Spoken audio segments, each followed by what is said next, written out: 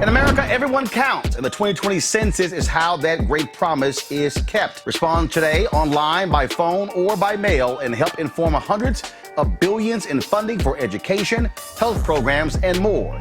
Shape your future. Start at 2020census.gov. Hurricane Laura has strengthened into a Category 4 storm as it heads for a destructive landfall near the Texas-Louisiana border.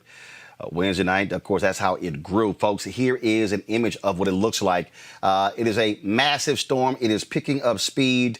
Let's go to Paul Goodloe, meteorologist for the Weather Channel. Paul, glad to have you on the show.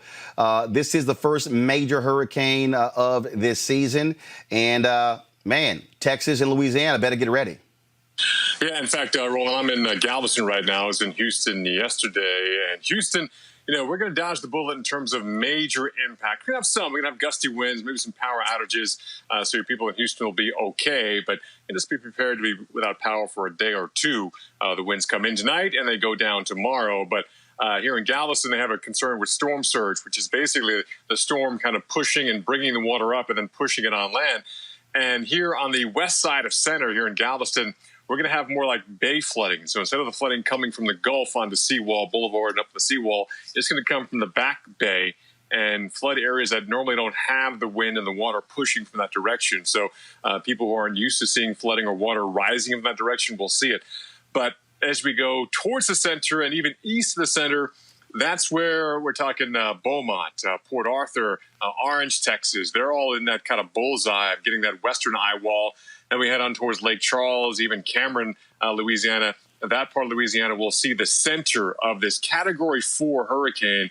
145-mile-per-hour winds, nothing, well, it could possibly strengthen even more.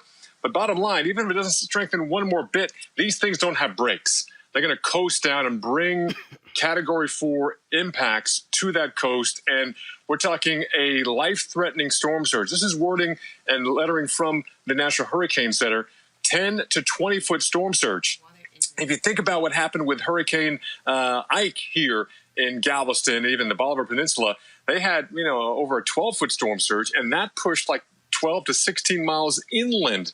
So we're talking from the coast of Louisiana on through I-10. That's a good 20, 30 miles. Could see water pushed up. Maybe not 20 feet the whole way, but we're going to see perhaps some flooding on I-10 tomorrow, really overnight tonight. And it's coming in at the worst time. We're talking sometime between, say, 11 p.m. local time and maybe 3 a.m.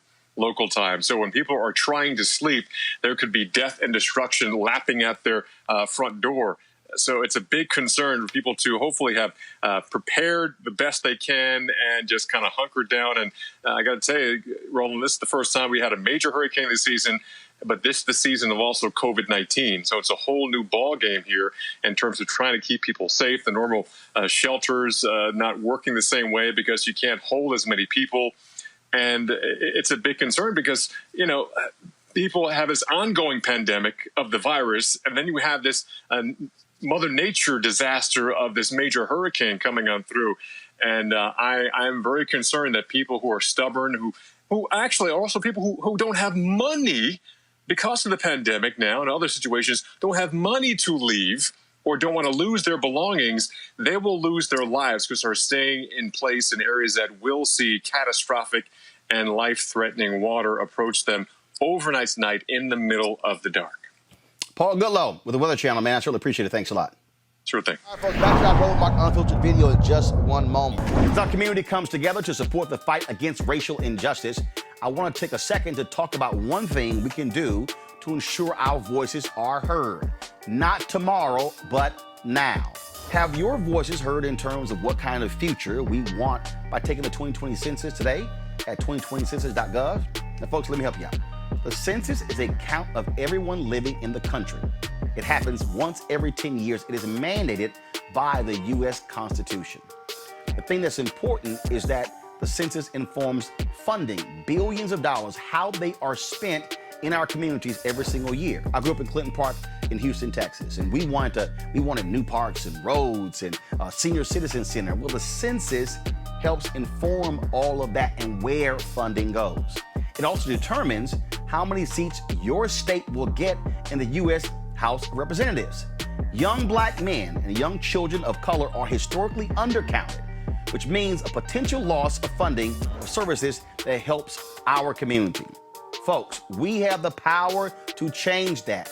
We have the power to help determine where hundreds of billions in federal funding go each year for the next 10 years. Funding that can impact our community, our neighborhoods, and our families and friends.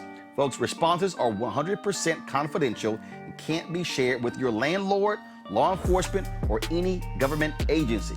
So please, take the 2020 census today. Shape your future. Start at 2020census.gov.